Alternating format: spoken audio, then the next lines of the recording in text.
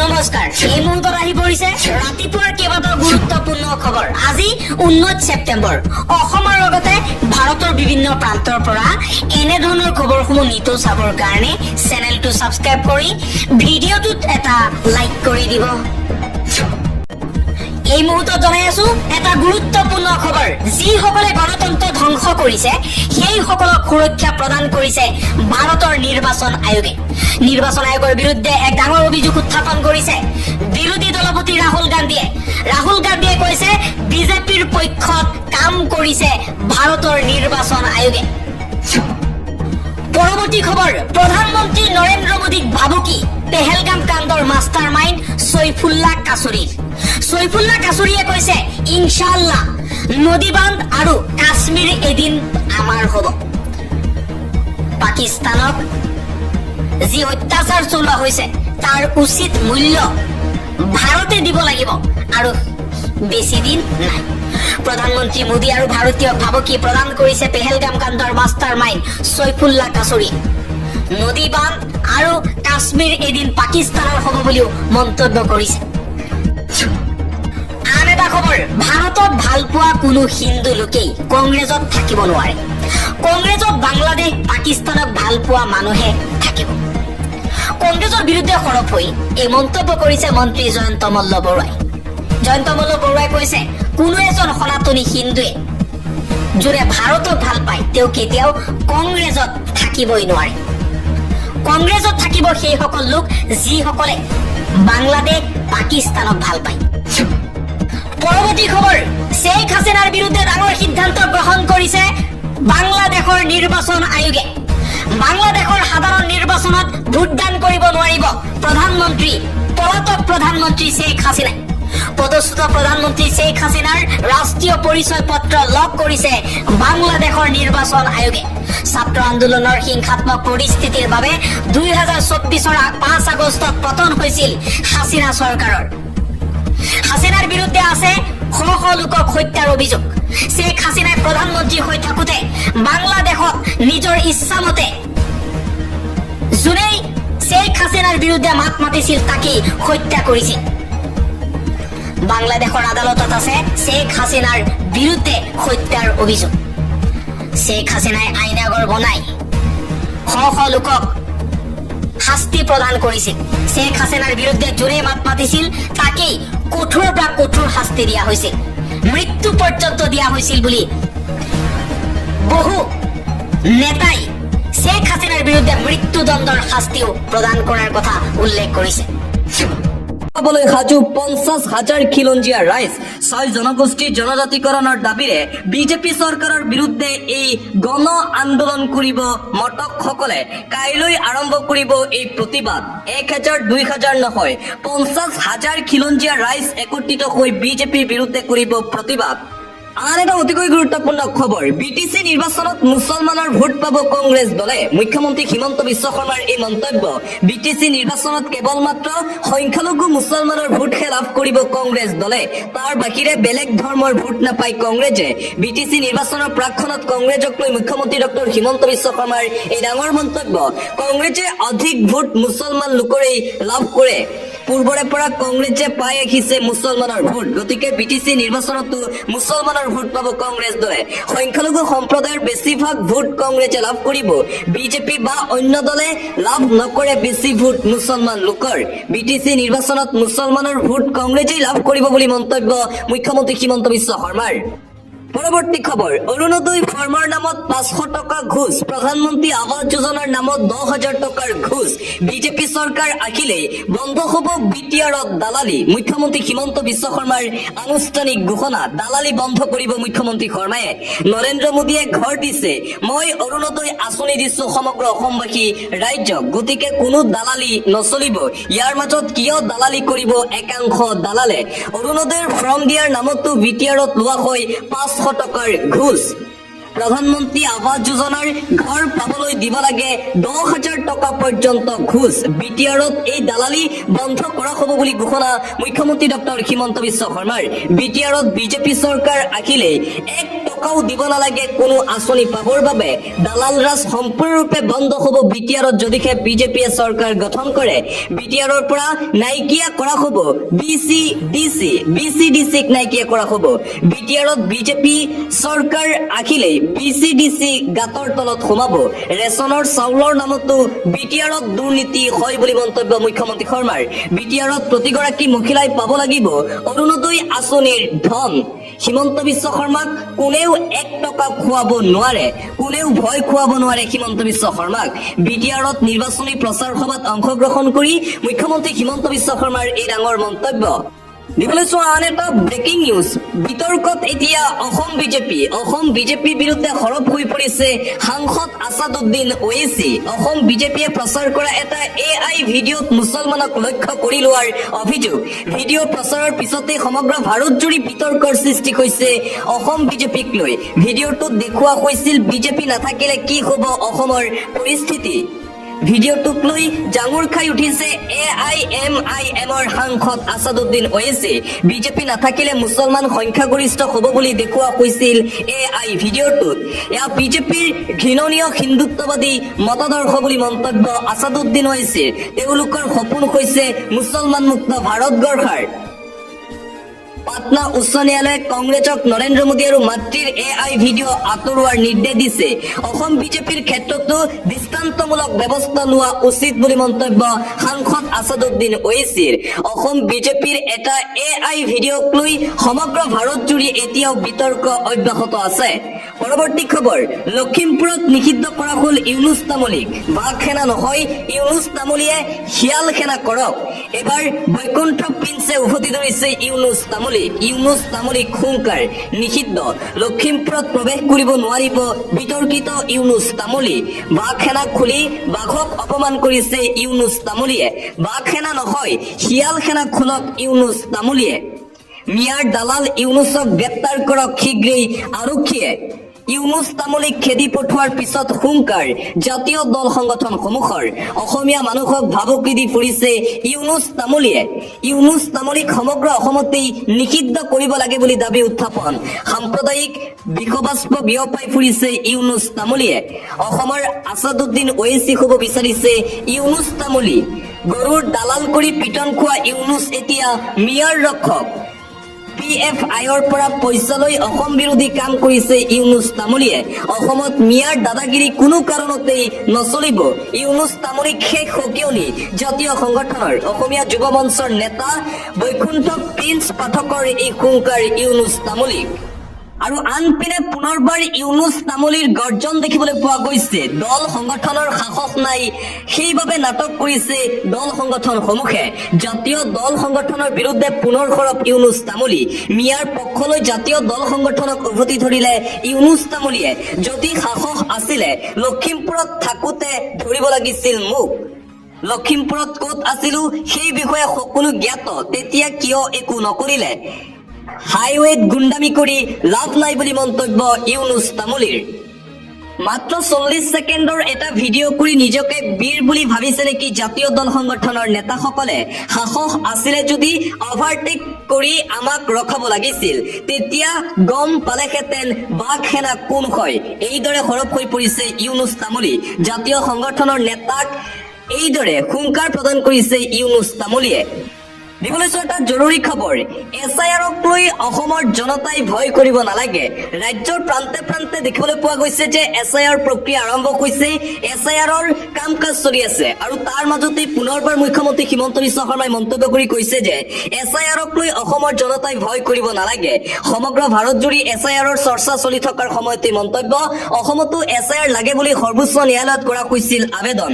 এগৰাকী অধিবক্তাই কৰিছিল আবেদন আৰু যাৰ পিছত দেখিবলৈ পোৱা গৈছিল যে অসমৰ বিভিন্ন জিলাত আৰু গাঁৱে ভূঞে আৰম্ভ হৈছিল SIR-ৰ কাম কাজ। BLO আৰু ছুপাৰভাইজাৰ সকলে SIR-ৰ কাম কাজ আৰম্ভ কৰিছিল আৰু তাৰ মাজতে মুখ্যমন্ত্ৰী হিমন্ত বিশ্ব শৰ্মাই আজি পুনৰ SIR-ক লৈ মন্তব্য কৰি কৈছে যে SIR-ক লৈ ভয় খাব নালাগে অসমৰ জনতাই, SIR-ক লৈ কোনো অৱগত নহয় চৰকাৰ। মন্তব্য মুখ্যমন্ত্ৰী হিমন্ত বিশ্ব শৰ্মাৰ।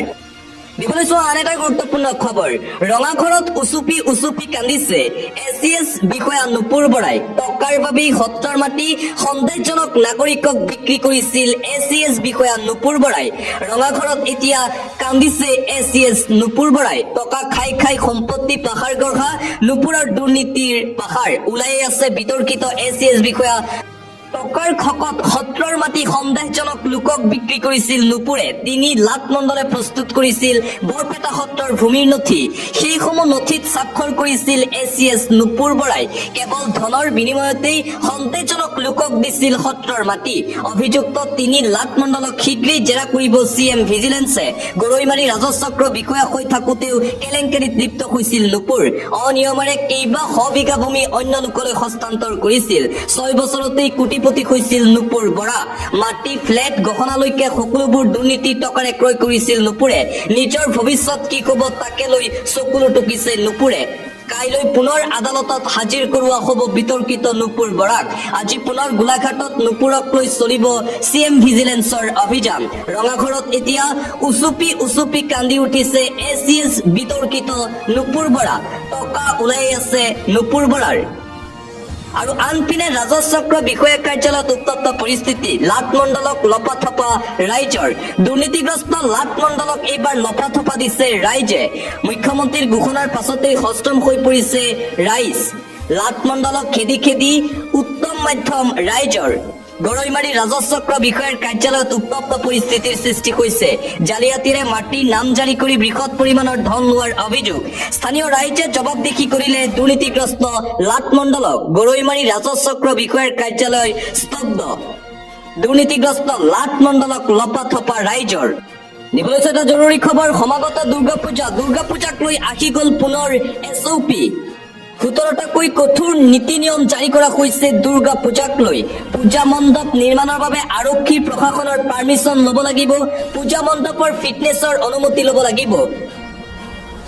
পৰ্যাপ্ত ভলণ্টিয়াৰ নিয়োগ কৰিব লাগিব পূজা কমিটিয়ে।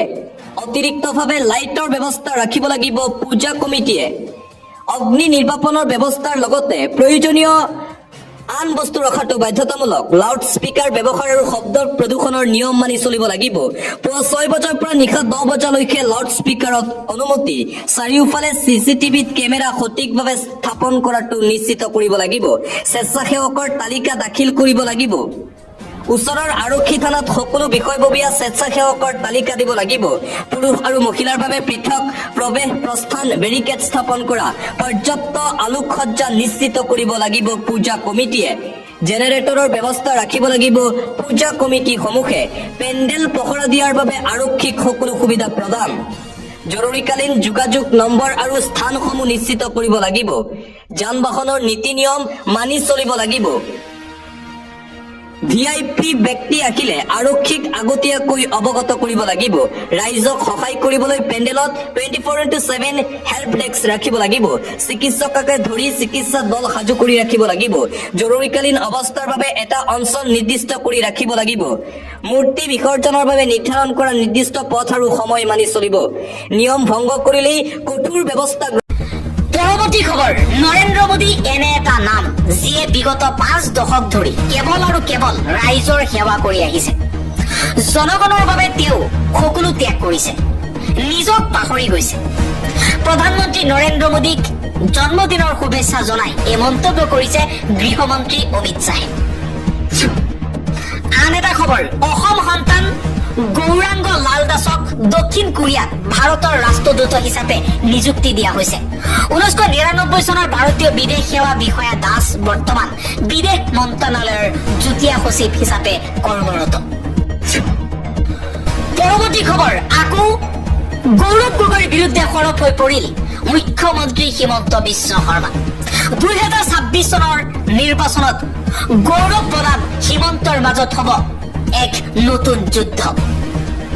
নিৰ্বাচনৰ পূৰ্বেই যুদ্ধৰ আখৰা চলি আছে। হিমন্ত বিশ্ব শৰ্মাই কৈছে আমাৰ দৰে মানুহক প্ৰত্যাহ্বান জনাব নোৱাৰে। আমুল বেবীয়ে আমাৰ লগত কি পাত্তা পাব? যি গৰাকী ব্যক্তিয়ে নিজৰ আত্মা পাকিস্তানক বন্ধকত দি থৈছে তেওঁ আমাক কেনেকৈ প্ৰত্যাহ্বান জনাব? গৌৰৱ গগৈক আমুল বেবী আখ্যা দি হিমন্ত বিশ্ব শৰ্মাই এই মন্তব্য কৰিছে। হিমন্ত বিশ্ব শৰ্মাই কৈছে গৌৰৱ গগৈয়ে মোৰ লগত পাত্তাই নাপায়, তেওঁ হৈছে আমুল বেবী। আমুল বেবীয়ে হিমন্ত বিশ্ব শৰ্মাৰ দৰে এটা সত্তাক কেতিয়াও প্ৰত্যাহ্বান জনাব নোৱাৰে। আন এটা খবৰ, ধুবুৰীৰ জ্যেষ্ঠ আৰক্ষী অধীক্ষক লীলা দলেক শাস্তিমূলক বদলি। গোলকগঞ্জত প্ৰতিবাদকাৰীৰ ওপৰত লাঠি চালনাৰ ঘটনাৰ বাবেই শাস্তিমূলকভাৱে বদলি কৰা হৈছে। প্ৰতিবাদকাৰীৰ ওপৰত লাঠি চালনাৰ ঘটনাৰ পাছতেই শাস্তিমূলক বদলি। গোলকগঞ্জত আক্ৰাচুৰ উদ্যোগত জনজাতিকৰণৰ দাবীত প্ৰতিবাদ সাব্যস্ত কৰাৰ সময়তে প্ৰতিবাদত আৰক্ষীয়ে কৰিছিল বৰ্বৰ লাঠি চালনা। পৰৱৰ্তী খবৰ, যোৱা 10 বছৰত বিজেপি চৰকাৰে অসমত বিক্ৰীৰ চেষ্টা কৰিছে। মুখ্যমন্ত্ৰী হিমন্ত বিশ্ব শৰ্মা আৰু তেওঁৰ পৰিয়াল দুৰ্নীতিত লিপ্ত হৈছে। বাক্সাৰ মথনগুৰিত বিটিচি নিৰ্বাচনৰ প্ৰচাৰ চলাই এপিচিচিৰ ৰাষ্ট্ৰীয় তত্ত্বাৱধায়ক জিতেন্দ্ৰ সিঙে হিমন্ত বিশ্ব শৰ্মা আৰু হিমন্ত বিশ্ব শৰ্মাৰ পৰিয়ালৰ দুৰ্নীতিৰ বিৰুদ্ধে সৰব হৈ পৰিছে। পৰৱৰ্তী খবৰ, প্ৰধানমন্ত্ৰী নৰেন্দ্ৰ মোদীৰ প্ৰশংসাত পঞ্চমুখ উদ্যোগপতি মুকেশ আম্বানী। ভগৱানে প্ৰধানমন্ত্ৰী মোদীক অৱতাৰ পুৰুষ হিচাপে পঠিয়াইছে যাতে আমাৰ দেশৰ নেতৃত্ব দিব পাৰে। মই আজিলৈকে এনেকুৱা প্ৰধানমন্ত্ৰী দেখা নাই যিয়ে বাগৰ অনুভৱ নকৰাকৈ একেৰাখে দেশৰ হকে কাম কৰিব পাৰে। আন এটা খবৰ, ৰাহুল গান্ধীৰ তথ্য ভিত্তিহীন আখ্যা দি খাৰিজ নিৰ্বাচন আয়োগৰ। কৰ্ণাটকৰ আনন্দ সমষ্টিত বিৰোধী ভোটাৰৰ নাম ডিলিট কৰাৰ অভিযোগ উত্থাপন কৰিছিল ৰাহুল গান্ধীয়ে। ৰাহুল গান্ধীৰ সংবাদমেলৰ পিছতেই সমষ্টিটোত অনলাইন যোগে ভোট ডিলিট কৰা সম্ভৱ নহয় বুলি মন্তব্য কৰিছে নিৰ্বাচন আয়োগে। আন এটা খবৰ, নিৰ্বাচনী শপতনামাত পত্নীৰ সম্পত্তিৰ তথ্য লুকুৱাই বিপদত প্ৰমোদ বড়ো। ৰাইজৰ দলৰ সভাপতি অখিল গগৈৰ ৰাজ্যিক নিৰ্বাচন আয়োগৰ ওপৰত অভিযোগ দাখিল। অভিযোগৰ পাছতে তামুলপুৰ জিলাৰ আয়ুক্ত তথা নিৰ্বাচনী বিষয়াক ব্যৱস্থা গ্ৰহণৰ নিৰ্দেশনা ৰাজ্যিক নিৰ্বাচন আয়োগৰ। লগতে হাগ্ৰাম মহিলাৰীয়েও কৈছে যে প্ৰমোদ বড়োৱে পত্নীৰ সম্পত্তিৰ তথ্য লুকুৱাই ৰাখিছে। পৰৱৰ্তী খবৰ, গুৱাহাটী মহানগৰীত দুৰ্গা পূজাৰ বাবে প্ৰশাসনে জাৰি কৰিছে নতুন SOP। পূজাথলীত পুৰুষ মহিলাৰ বাবে পৃথক প্ৰৱেশ প্ৰস্থানৰ পথ। পূজা সম্পূৰ্ণৰ পাছত ঠাই পৰিষ্কাৰৰ লগতে পেলনীয়া সামগ্ৰীসমূহ সঠিকভাৱে নিষ্কাশন কৰিব লাগিব। পূজাথলীত CCTV কেমেৰা স্থাপন কৰিব লাগিব। স্বেচ্ছাসেৱক নিয়োগ কৰিব লাগিব। মাইকৰ ব্যৱস্থা কৰিব লাগিব। পূজাথলীৰ সমীপত খালী ঠাই ৰাখিব লাগিব। পূজা মণ্ডপত সুৰাপান নিষিদ্ধ এলেকা ঘোষণা কৰিব লাগিব। পৰৱৰ্তী খবৰ, মুখ্য নিৰ্বাচন আয়ুক্ত জ্ঞানেশ কুমাৰে পদত্যাগ কৰক।